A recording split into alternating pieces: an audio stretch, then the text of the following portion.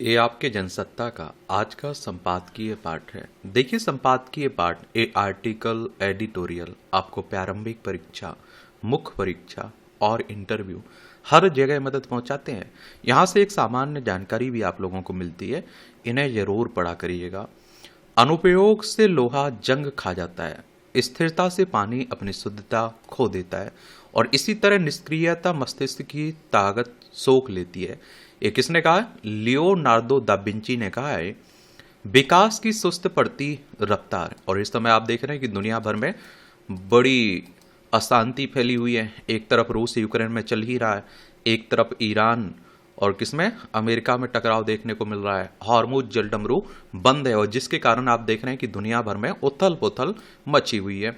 देखिए, हमारी प्यारी पृथ्वी है, इसमें आप देखेंगे ये हमारा प्यारा भारत है। एशिया में ये अरब सागर है, लक्षद्वीप सागर, बंगाल की खाड़ी, ये चाइना है, ये दक्षिण कोरिया, ये जापान है, ये रूस है, यूक्रेन है, ये आप लोगों को ईरान देखने को मिल रहा है। तेहरान इसकी राजधानी है। और ये आप देखें फारस की खाड़ी है, ओमान की खाड़ी, यहाँ आप लोगों को हॉर्मुज जलडमरू देखने को मिल जाएगी। ये अदन की खाड़ी है, लाल सागर है, ये आप देखेंगे यहाँ इजराइल देखने को मिल जाएगा, ये भूमध्य सागर है। और आप देखेंगे ये आप लोगों को यूएसए देखने को मिल जाएगा। संयुक्त राज्य अमेरिका की बात हो रही है, वॉशिंगटन डीसी इसकी राजधानी देखने को मिल जाएगी। भू राजनीतिक उथल पुथल और पश्चिम एशिया में युद्ध से उपजे संकट के बीच भारत को भी कई तरह की अनिश्चितताओं चुनौतियों का सामना करना पड़ रहा है। और इस स्थिति में वैश्विक एजेंसियों की अलग अलग रिपोर्टों में भारत की विकास दर में कमी आने के संकेत सामने आ रहे हैं। अब देश में बढ़ती महंगाई से यह चुनौती और बड़ी होती दिख रही है। हाल ही में पेट्रोल डीजल की कीमतों में तीन रुपए की वृद्धि, खुदरा और थोक महंगाई दर के बढ़कर क्रमशः 3.48% और 8.3% हो जाने, निर्यात में कमी, आयात लागत में उछाल जैसे कारणों से अर्थव्यवस्था पर दबाव बढ़ने लगा है। आयात का मतलब होता है कुछ खरीद रहे हैं और निर्यात का मतलब होता है बेच रहे हैं। ऐसे में विकास की संभावनाओं को मजबूत करने के लिए बहुआयामी रणनीति के साथ आगे बढ़ना होगा। इसके तहत मुक्त व्यापार समझौतों एफटीए का बेहतर क्रियान्वयन, नए श्रम कानूनों को बेहतर तरीके से लागू करना, निर्यात के नए बाजार तलाशना, सेवा निर्यात को मजबूत करना, प्रौद्योगिकी क्षेत्र में आत्मनिर्भरता और सार्वजनिक डिजिटल ढांचे की मजबूती को प्रमुख आधार बनाना होगा।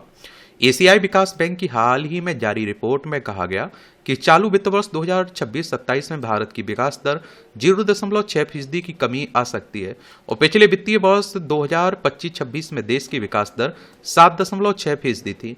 अंतर्राष्ट्रीय मुद्रा कोष की नई रिपोर्ट के अनुसार वैश्विक अनिश्चितताओं के बीच वर्ष 2026-27 में भारत की विकास दर 6.5% रह सकती है। एक तो आप लोग एडीबी के बारे में याद रखिएगा, मैं बात कर रहा हूं किसकी? एशियन डेवलपमेंट बैंक की।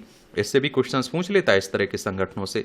इसकी स्थापना कब हुई थी ये आपको मालूम होना चाहिए, 19 दिसंबर 1966 में, और मनीला फिलीपींस में इसका हेडक्वार्टर देखने को मिलेगा। इंटरनेशनल मॉनेटरी फंड आईएमएफ की बात करें तो इसकी स्थापना 1944 में हुई थी। वॉशिंगटन डीसी में इसका हेडक्वार्टर देखने को मिलेगा। संयुक्त राष्ट्र और विश्व बैंक ने भी भारत की विकास दर में कमी आने के संकेत दिए हैं और इन तमाम रिपोर्टों में कहा गया कि पश्चिम एशिया संकट के कारण कच्चे तेल के ऊंचे दाम, व्यापार मार्ग और आपूर्ति श्रृंखला की बाधा, महंगाई, राजकोषीय घाटा, शेयर बाजार का कमजोर प्रदर्शन, रुपये के मूल्य में गिरावट जैसे कारण भारत की तेज विकास दर के सामने चुनौती बन गए हैं। और देखिए, संयुक्त राष्ट्र की बात करें तो यूनाइटेड नेशंस की बात हो रही है। 24 अक्टूबर 1945 में स्थापना हुई थी।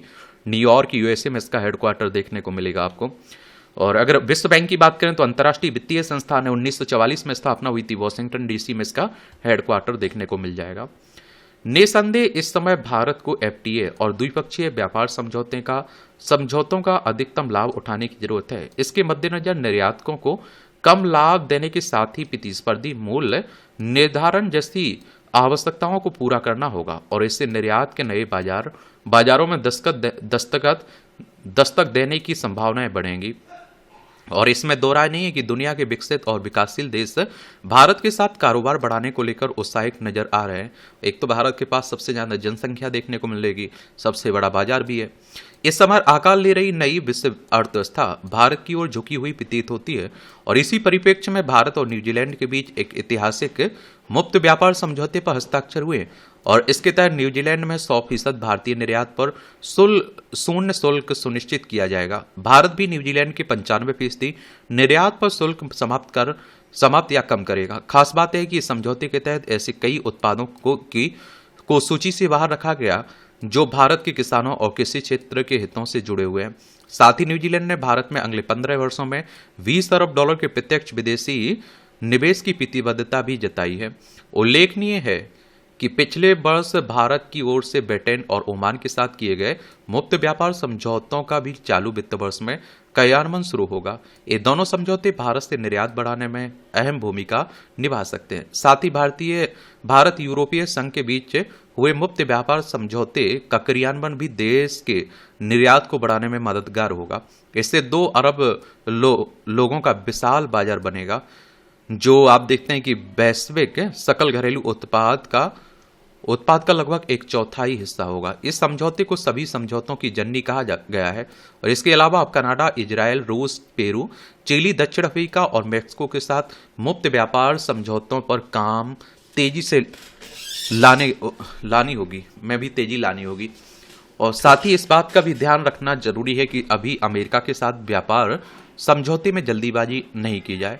श्रम कानूनों को सरल एवं प्रभावी बनाए जाने से भारत का सेवा निर्यात भी तेजी से बढ़ाया जा सकता है।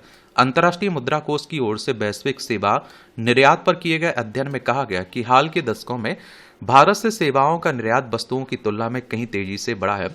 ये ऐसी सेवाएं हैं जिन्हें बिना भौतिक निकटता की सीमाओं के पार पहुंचाना आसान है। यानी जैसे जैसे दूरी का महत्व कम होता जा रहा है और डिजिटल व्यापार बढ़ रहा है, वैसे वैसे भारत से सेवाओं का निर्यात भी बढ़ रहा है।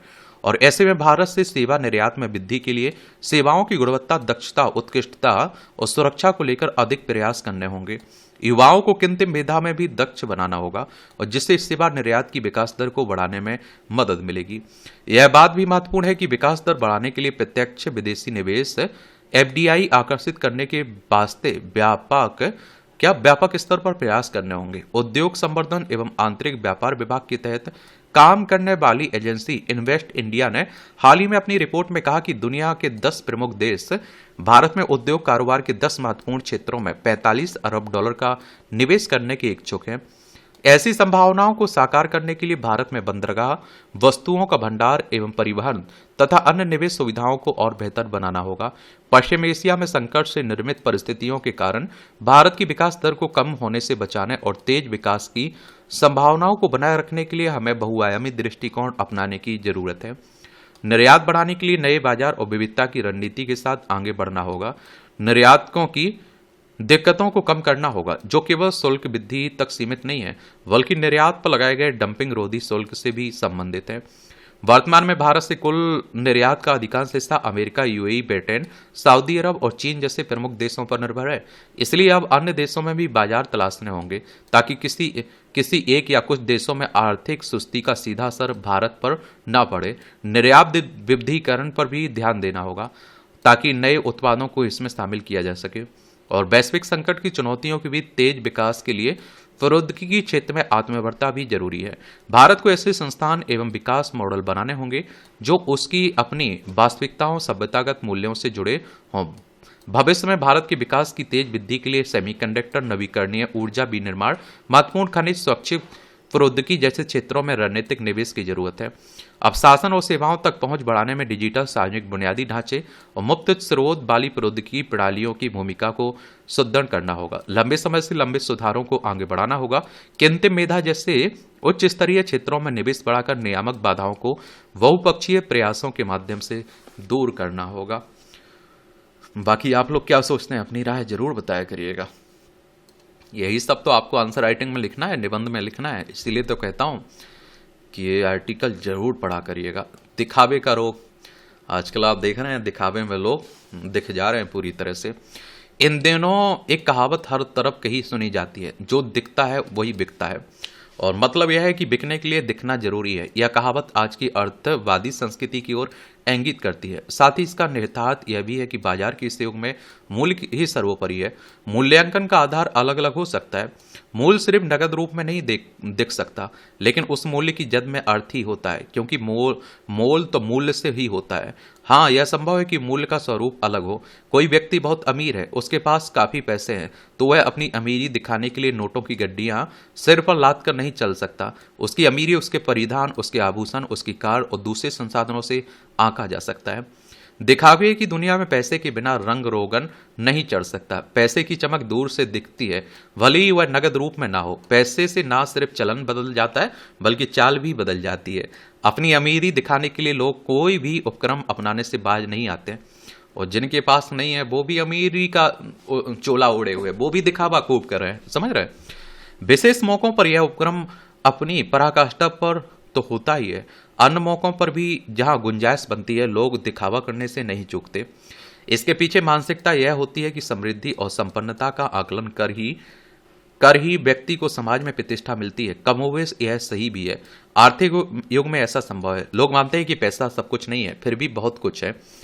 पैसा है तो सारे साधन और संसाधन उपलब्ध किए जा सकते हैं। यानी जिसके पास सारे संसाधन या तमाम संसाधन जुटाने की क्षमता है, उसे अर्थ विधान समाज में अपेक्षाकृत अधिक प्रतिष्ठा मिलना ही भी स्वाभाविक है। ये तो आप लोग भी देखते होंगे। इस दुनिया के अलग अलग रंग और रूप हैं। आम मौके पर जहां सिर्फ परिवार, समाज और सामान्य लोग ही होते हैं, वहां भी लोग अपनी श्रेष्ठता साबित करने की भरपूर कोशिश करते हैं। अर्थशास्त्र में इच्छा, आवश्यकता और मांग में अंतर बताए गए, लेकिन अब अर्थ के नित्य नए शास्त्र लिखे और पढ़े जा रहे हैं। एक डॉक्टर के लिए भी कार आवश्यकता की वस्तु है, और एक शिक्षक के लिए भी। डॉक्टर को मरीजों के इलाज के लिए जल्दी पहुंचना होता है। समय पर नहीं पहुंचने पर मरीज की जान भी जा सकती है, इसलिए कार डॉक्टर की जरूरत है। लेकिन शिक्षक के साथ ऐसी बात नहीं है। अगर कुछ मिनटों की देरी से वह कक्षा में जाता है तो किसी की जान पर खतरा नहीं है। ज्ञान पर भी क्या असर पड़ने की गुंजाइश नहीं है, मगर कार खरीदने की सामर्थ्य डॉक्टर के पास भी है और प्राध्यापक के पास भी। इस तरह इच्छा और आवश्यकता और मांग आज गड्ढमड्ढ हो गए हैं। सामर्थ्य इच्छा, आवश्यकता और मांग के बीच के फासले को खत्म कर देती है। यह सामर्थ्य लोगों को सुविधाएं भी देती है और दिखावे का अवसर भी। और दिखावे के पीछे सिर्फ एक ही मानसिकता होती है, अपने को श्रेष्ठ साबित करना। श्रेष्ठ साबित करने की यह मानसिकता अलग अलग क्षेत्रों में अलग अलग रंगों में दिखती है। यह कार से लेकर सरोकार तक दिखती है। महंगी कारों के माध्यम से लोग अपनी अमीरी का प्रदर्शन करते हैं, वहीं रसूख वाले लोगों से अपने संबंधों को दिखाकर समाज में अपनी प्रतिष्ठा को स्थापित करना चाहते हैं। प्रदर्शन ही प्रतिष्ठा पाने का माध्यम बन गया है। जो दिखता नहीं है वह बिकता भी नहीं है। बिकने के लिए दिखना जरूरी है, वह भी सिर्फ बेहतर नहीं है, उससे 2 कदम आगे बेहतरीन है। प्रदर्शन का दर्शन सभा समारोह से लेकर मांगलिक कार्यक्रमों और सोशल मीडिया पर भी दिखता है। जहां भी मौका मिलता है, लोग अपनी श्रेष्ठता साबित करने की कोशिश करते हैं। अक्सर देखा जाता है कि लोग सोशल मीडिया पर अपनी अत्यधिक सुविधाओं से लैस जिंदगी और तड़क भड़क का दिखावा करते हैं। अपने जीवन की वास्तविक तस्वीरें ना लगाकर वे तस्वीर डालते हैं जो उन्हें साधन संपन्न होने की पुष्टि करती दिखती है। महंगी कारों के सामने खड़े होकर महंगे होटल में या नकली सोना चांदी के आभूषणों में फोटो लेकर सोशल मीडिया पर प्रदर्शित करने का चलन आम हो गया। ऐसा करने में कोई बुराई नहीं है, और इससे आप देखिए किसी की क्षति तो नहीं होती, यह सिर्फ शौक है। ऐसा कहकर ऐसी हरकतों को सामाजिक स्वीकृति मिल जाती है। यह कहना गलत नहीं होगा कि ऐसे लोग अपनी वास्तविकता से इतर सिर्फ दिखावे के लिए सोशल मीडिया पर अपनी ठसकदार तस्वीर प्रदर्शित करते हैं। ये तो आप लोग देख भी रहे होंगे आजकल। ऐसे लोगों को अपना यथार्थ स्वीकार करने में जरूर कठिनाई होगी। जीवन के सत्य को स्वीकारना ही सच्ची बहादुरी है। जीवन की सच्चाई को नकारना अंदर की छिपी कायरता को दिखाता है। दिखावे के पीछे का मूल कारण भी यही है। जो लोग अपने जीवन की यथार्थ और सच्चाई से कतराते हैं, वही दिखावा करते हैं। नैतिक स्तर पर दिखावा करना किसी गुनाह से कम नहीं है। नैतिकता कभी भी दिखावा करने की इजाजत नहीं देती। जो वास्तविकता है वह दिखना चाहिए, और जो दिखता है वही अंदर भी होना चाहिए। दिखावे की दुनिया भ्रम की दुनिया होती है, अपने लिए भी और दूसरे के लिए भी।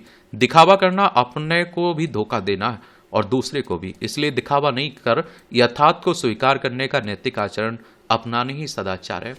और एक बार इंसान दिखावा शुरू कर देता है ना, तो उसे हर हाल में फिर दिखावे का वो पड़ जाता है, आदत पड़ जाती है। और दिखावा कई समस्याओं को लेकर आता है, आप समझ रहे हैं।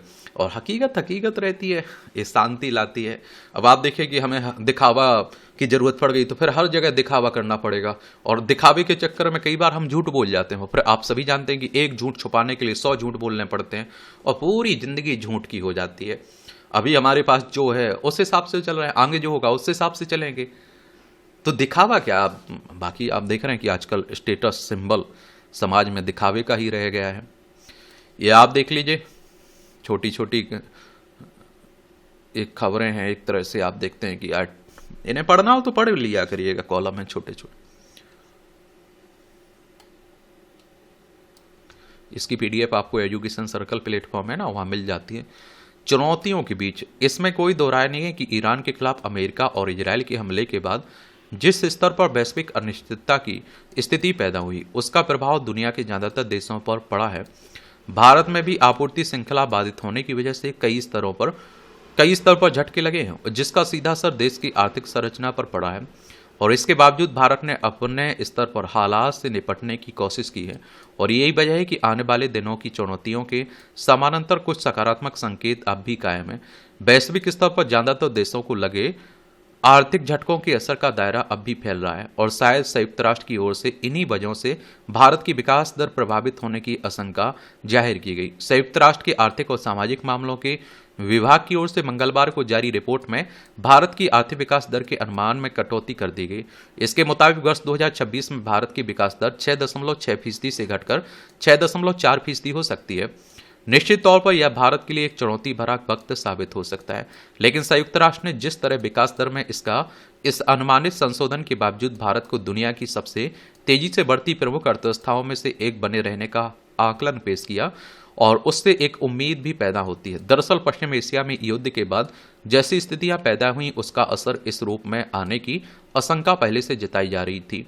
सच यह है कि न केवल भारत बल्कि वैश्विक अर्थव्यवस्था के लिए अप्रत्याशित साबित हो रहे संकट का दायरा और भी विस्तृत हो सकता है, क्योंकि 2026 के लिए वैश्विक जीडीपी वृद्धि का अनुमान भी महज 2.5% आंका गया। यह छिपा नहीं कि दुनिया के ज्यादातर प्रभावित देशों में इसकी वजह से विकास की रफ्तार धीमी हुई है। सभी जगहों पर महंगाई का दबाव तेजी से बढ़ा है। आम लोगों की क्रय शक्ति कमजोर होने का सीधा असर बाजार पर पड़ता है, और उसका सिरा आगे उत्पादन क्षेत्र तक भी जाता है। ऐसे में इससे निपटने के लिए नीति निर्माण के मामले में विकल्प कम होते जा रहे हैं। हालांकि वैश्विक स्तर पर बढ़ते भू राजनीतिक तनाव, ऊर्जा कीमतों में उछाल और व्यापारिक अनिश्चितता का प्रत्यक्ष प्रभाव भारत समेत कई अर्थव्यवस्थाओं पर पड़ रहा है, और खासतौर पर ईरान और अमेरिका इजरायल युद्ध से उपजे हालात में तेल आयात पर निर्भर देशों की चिंता बढ़ी है। सच यह है कि जिस तरह ईरान ने हॉर्मुज जलमार्ग को बाधित किया, उसकी वजह से अन्य देशों के साथ साथ भारत को भी इसका बड़ा खामियाजा उठाना पड़ा है। यूं भारत ने इसका विकल्प निकालने की कोशिश की है, और तेल आयात के लिए अन्य कुछ देशों के साथ कूटनीतिक संवाद कायम किया है, लेकिन फिलहाल बाधित आपूर्ति श्रृंखला की वजह से अर्थव्यवस्था गंभीर रूप से प्रभावित हो सकती है।